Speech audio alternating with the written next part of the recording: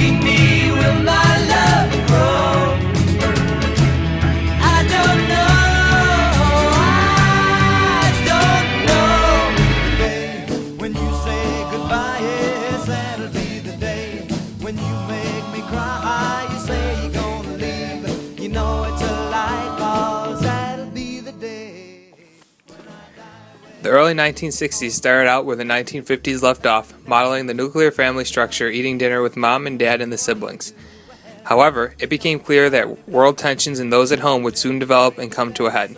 After President Eisenhower led the country through relative harmony and prosperity, America had elected a new president in 1960, a young senator from Massachusetts named John F. Kennedy. JFK ushered in a new era into the White House with shrewd political moves like running with Texan Lyndon B. Johnson as his vice president and holding a much more aggressive view on communism than his predecessor. JFK was also the first president to have his personal life chronicled by the national media, as television was a major force, which also one of the tools that helped him beat out incumbent VP Richard Nixon in the election of 1960.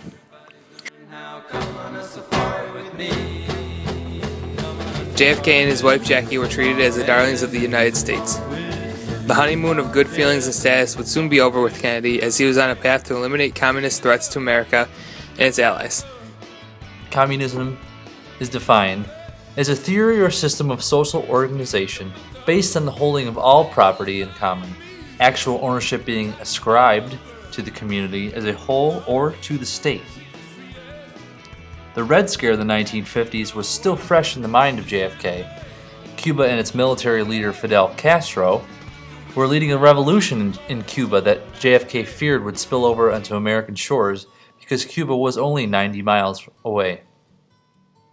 The Bay of Pigs invasion, as it was later known, was the unsuccessful attempt by the United States-backed Cuban exiles to overthrow the government of the Cuban dictator Castro. This was a result of increasing friction between the U.S. government and Castro's leftist regime. This would be the precursors to the Cuban Missile Crisis in 1962. October 1962 brought about a discovery by an American spy plane that the Cubans were building nuclear missiles aided by the Soviet government. Tensions were already high between the U.S. and Cuba, but now Russia, at the height of the Cold War, was getting involved with an enemy of the United States. JFK ordered a naval blockade of Cuban ports so the Soviets could not bring in any more supplies to the Cubans. Americans waited almost 2 weeks to find out if they were entering into nuclear war. Luckily, a peaceful compromise was brought about. JFK made another bold statement early on in the decade, stating that the United States would send a man to the moon by the end of the 1960s. As we will see in the next video, that proved to be a worthwhile prediction. The civil rights movement, spearheaded by Dr. Martin Luther King Jr., added more turbulence to the decade when African Americans had finally had enough of the inequality and injustice that had been done to them since the end of slavery almost 100 years earlier. Martin Luther King preached nonviolence to his supporters, and they were met with anything but. King made his famous March on Washington and his I Have a Dream speech in 1963. African Americans were going to change the culture in America so that all people would be accepted as equals. All of God's children, black men and white men, Jews and Gentiles, Protestants and Catholics, will be able to join hands and sing in the words of the old Negro spiritual, free at last, free at last. Thank God Almighty, we are free at last. The civil rights movement became a hot topic on the plate of John F. Kennedy, and he was reluctant to make any definitive statements about it until after the elections of 1964. John F. Kennedy seemed a sure thing for re-election in '64.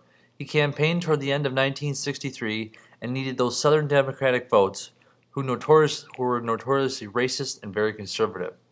JFK's Vice President Johnson was on the ticket to gain those votes, and a trip to Dallas was in order for the president to solicit support.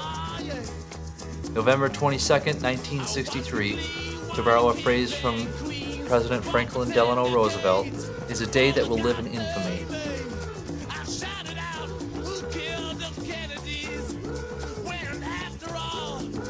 and he was shot twice while riding in a motorcade, and the second time it was fatal. Johnson was sworn into office that day with Mrs. Kennedy by his side on Air Force One. This was the turning point for the upheaval in the 1960s. Johnson, or LBJ as he was known now, had to serve the remainder of JFK's term with tensions at home regarding the civil rights movement and increasing tensions in Southeast Asia and what all Americans would come to know infamously as the Vietnam War.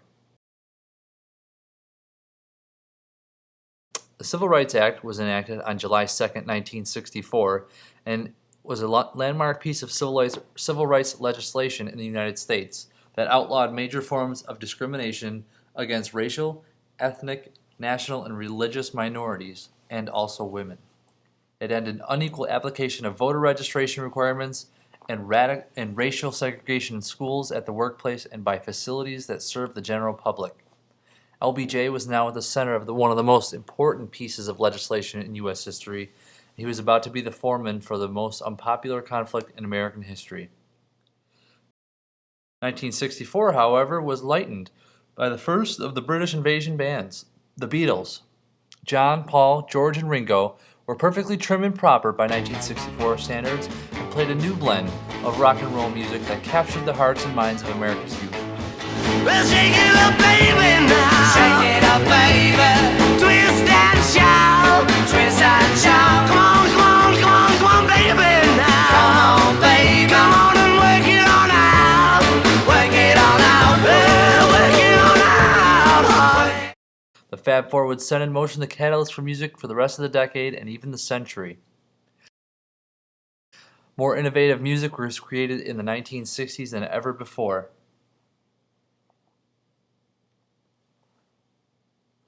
Premiering on The Ed Sullivan Show gave Americans something to distract themselves from watching the endless brutality at home and what would start to be abroad as well. During JFK's presidency, America had advisors in Southeast Asia to monitor the communist situation in North and South Vietnam. By 1965, the situation in Vietnam began to make the U.S. uncomfortable enough to send thousands of troops there to make sure communist influence did not spread into other regions of Southeast Asia.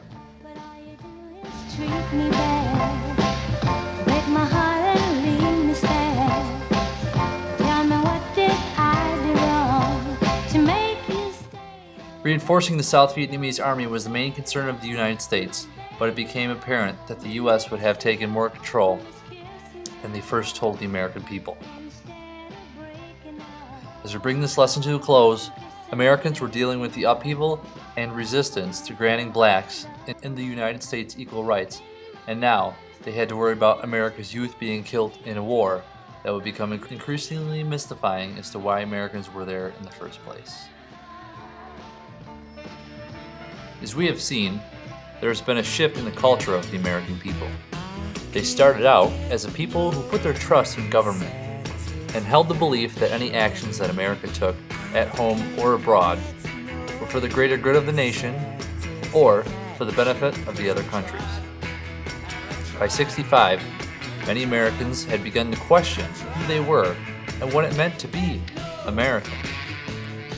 Many were divided on the issue of racial equality and of the war.